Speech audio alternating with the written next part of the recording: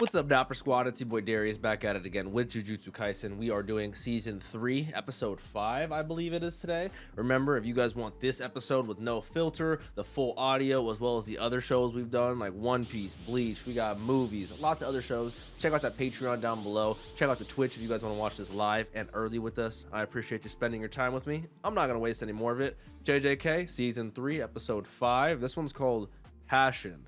I'm curious about that. Let's do it. Okay, starting out with Panda. Is this Gakuganji talking? Is that so because he was able to make self-contained sentient life? That's true. I know one of the designations of a special grade is the ability to take down a country, like, of their own volition. And if he could make an army of pandas like 1,000, 10,000 deep, I could totally see that being a possibility. It is Gakuganji. Talking to him through like a prison cell. Does he truly not know, or is he just saying that? Because Panda's one of my favorites, man. Wow. Is this just another one of his manipulation puppets? So I always liked Masamichi ever since I first met him in season 1 when he let Yuji in. Takeru. Does he have like a settlement of sentient beings? Uh-huh. This looks like a little hobbit house. Aww. Aww. That was Kusakabe, Panda. Kusakabe's freeing Panda? I fuck with Kusakabe. I see. I like Kusakabe ever since last season. What's going on? There's so much going on. I need to rewatch this episode multiple times. Nephew. Kusakabe's nephew?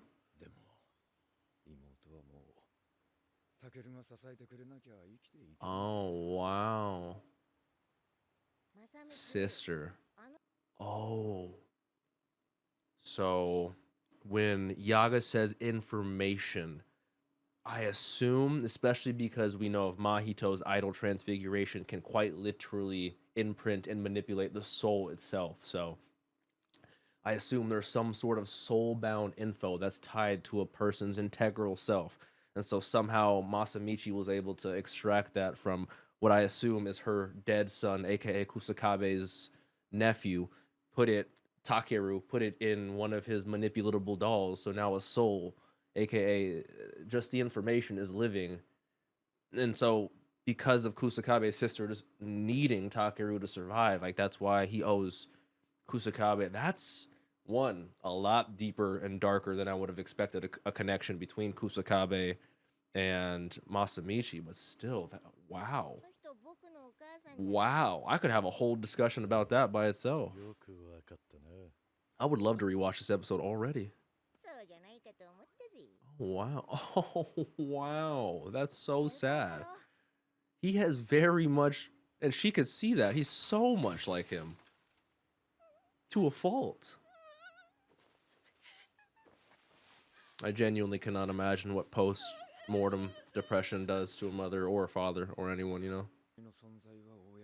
So it is fully autonomous. So he can't live with her. So that's why they have a little village hidden and protected by Tengen. And I'm going to call it the Shire just for my own personal processing. And so obviously they can't be known because of his already in troubleness for creating Panda. So that would be very scary. So she obviously, I think, comes to visit them in secret at certain points, which is super cool. But I wonder who the other now sentient cursed corpses are. That's so cool, but also interesting to me. Yeah, that's probably so big for him. Wow. Okay, the one way, which would be what? Which is the thing they're curious about. They don't know. And he said from the beginning he doesn't know how he does it, but he's lying. I love his confidence.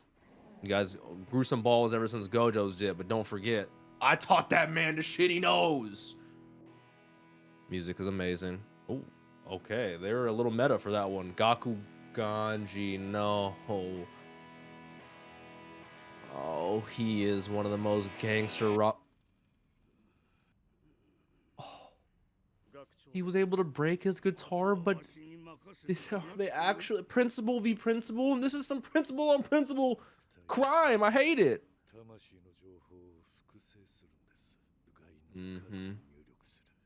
Yeah. I wonder why he was able to why he told him, you know. That's not enough though. Oh, wow. That's why Panda has his siblings in his body, the different forms. That's interesting. There's actually like a biological cursed science behind that. I love how even to this day, it being thousands of years after cursed energy was realized and like worked on, manipulated, that we're still developing things to this day. I love his reasoning for that. But I wonder what sort of Veritaserum, what sort of power Gaku, maybe it was the other guy's power. Gaku Gandhi's like, I'll beat him in the fight. You use your curse technique to force him to tell the truth, because, you know, that would make sense in some sort of manipulative power, you know? But I'm just like, oh, he could still survive because someone's running in. I'm assuming that's going to be Panda because Kusakabe just freed him. And Panda's now gonna pull a Shikamaru. I'm just now putting all this together. Oh no. I'm gonna be butthurt. I'm gonna be butthurt, man. Please. Oh, is he willingly giving that information?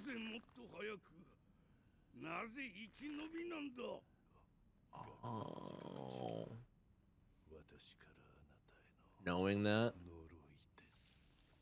Knowing that you can bring someone you care about back, but it's not like, wow.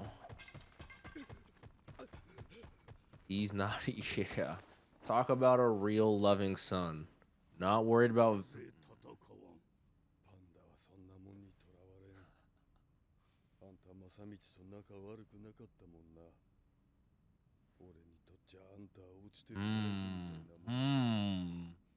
It's bigger than you, Gaku Ganji. It's not just you. You just happen to be the instrument. Oh. God damn, man. That is sad. I fucked with Masamichi too. Like I said, that was just the intro. I love how they give us a quick recap from Tengen to tell us where we're at currently, who we're following. It's got to be Yuji and Megumi. A fight club. Fist fights between sorcerers. Oh, hell yeah. Really? Non-sorcerers are watching that? Yeah, we're not supposed to. This is like some Harry Potter shit. Secrecy. Okay, Yuji looking like Naruto. We got Naruto and Sasuke out here. We're in a gray zone, exactly. Which is interesting and very scary. I love that camera shot. No point for that, but they just wanted to flex on us.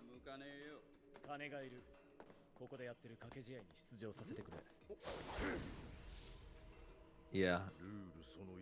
No flinching from us. First rule about Fight Club, don't talk about Fight Club. I love that reference. I haven't even seen that movie, but I get that reference.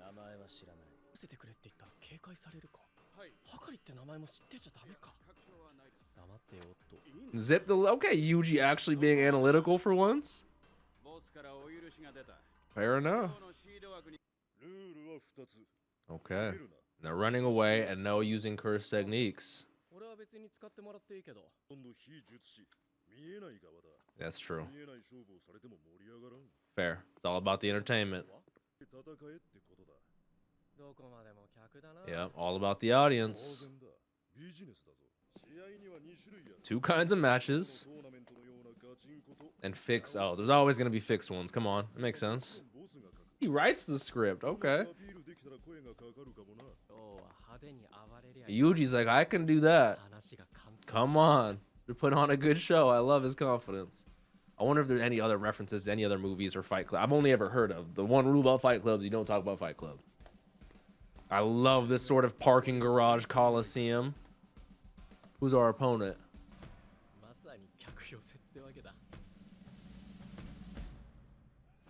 Is Panda grieving so he's down here fighting? That happens in a lot of movies. Shout out Vi from Arcane. John Bobby, okay. Yuji versus Panda in the Coliseum. This is like Thor v Hulk. My homeboys I love. Yeah.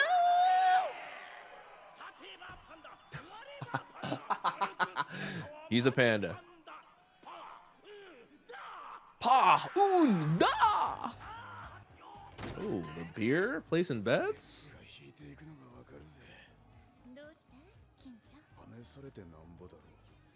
Do I recognize his voice actor? I love how they're trying to talk. Oh, they really are sharing code and stuff. Let's make it fake. Oh, that hurts so bad. That's funny. Damn, great kicks, Yuji. That was beautiful. Really? Oh, wow. I love how fakely beautiful this is. So wrestling. Oh, my God.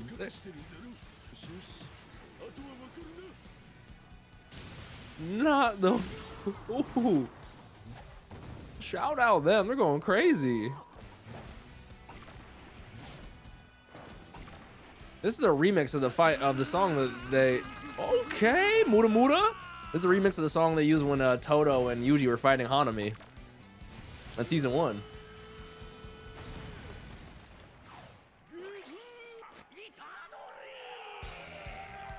Great work, my boy. What a punch. The SPCA.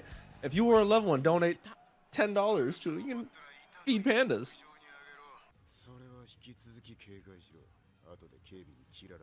Kirara. Okay, nice buzz. That's not why you should be feeling alive. Okay, hold on. Okay. So this is Akari, who I assume. Do I recognize his voice actor? Let me know. I feel like I do. I definitely feel like I do. And then Kirara, who's also a third year. I don't think I've heard of her before until right now. But Panda did say the other third year's power is a trouble, so. Is this Megumi meeting Panda in the shadows? I love it.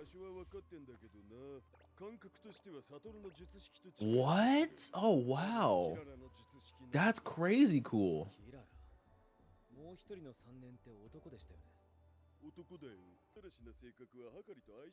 Valid. Very fair. That is also very true.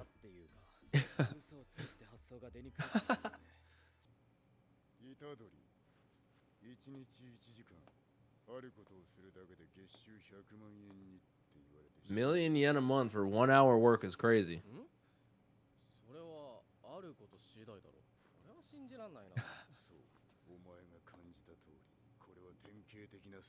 That's funny.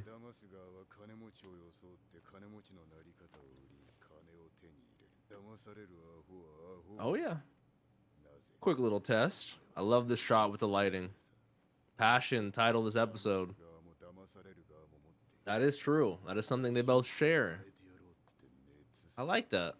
It's a commonality I wasn't expecting him to say. I like that. The dichotomy. Okay, man.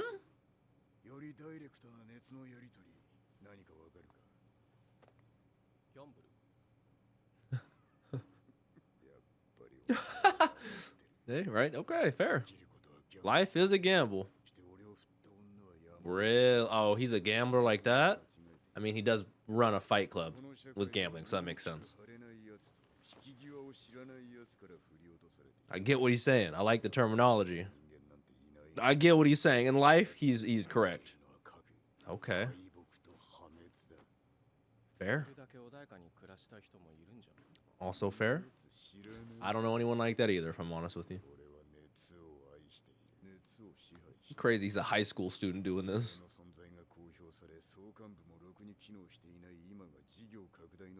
Sure, that actually is a perfect scenario for him from a business perspective. That sounds crazy. Want to get high on my passion? And I like this single one shot of him just literally stationary. This is a great shot. So cinematic. You're not going to answer that? Yeah, I don't think he has anything other than liquor, my boy. Did you see that cabinet? That I can believe. Don't try to lie like that. Who's Gojo? Yeah, that would be the easiest lie to ever. Yeah, that's crazy. I love how it's still, the tension is rising because it's just a natural conversation while the phone's ringing. Like, there's so much going on. That's the real question. You know what? I'm gonna stand up. I'm gonna start. What? What? Oh, really? That makes a lot of sense. Wow. Is that the end of this episode? That was a crazy way to end it. I loved that singular shot, man. Okay, first off, I already know half of you in the comments are like, Darius, you consider yourself an anime fan and you couldn't tell that was Zoro? Guys, I don't normally hear Zoro in that sort of mentality. I normally hear him, now I picture him as Captain Obi from Fire Force, so that was just so different for me. But the fact that Hikari is voiced by Zoro, man, I'm so excited. I loved how cinematic that was. That episode was an emotional roller coaster, from still being hopeful that we can do this to dealing with the consequences of last season with Masamichi. That was so beautiful in a way to retouch on the relationship from Panda and Kusakabe last season, develop it a little further with Panda only being freed because of Kusakabe, while tying that to Masamichi and Kusakabe's sister and his family. And like, there was a lot of depth and nuance to that, and I love it. I wonder if Masamichi's Shire is still out there. You know, I called it that, and like, I really enjoy that. I love him as a character. It's so sad that he's gone. Like, he wasn't like very prevalent, but he was always important. Like, when it comes to the hidden inventory and teaching Gojo and Geto and Shoko, when it comes to letting Yuji into school and training him with a lot of the cursed puppets, like, that was how Yuji began his training. Like, he's been there from the jump, man. He's a legend. I love how they were thinking about designating him special grade. That's so cool to me. It makes so much sense with the potential of his power. I love how realistically scientific and cursed, you know, like biologically that makes sense for his power, that you need highly developed puppets with highly developed souls with the information from the body, and then they need to be all within the 3 to stabilize and observe. Like, that's so damn, man. It makes much more sense why Panda had his big brother form and his big sister form. With, like, I'm very curious. Maybe one day we'll know. We don't necessarily need to, but I wonder if I'll ever find out more about who the other puppets are, who the other cursed corpses are at the Shire, or who Panda is at, you know, like he said, I want to go visit my son. Like, I doubt Yaga Masamichi had a son that died, so he turned him into, but who knows, you know? It's just, I love that. I love it so much. Great episode. Yeah. Wow, especially with where we're ending. Oh, their season's gonna be so peak. Hopefully you guys enjoyed. If you did, please leave a like. Let me know your thoughts down below. Don't forget all that jazz. Drink some water. Tell someone you love them. Make good choices. I'll catch you guys soon. Have a great day, Dapper Squad. Peace out.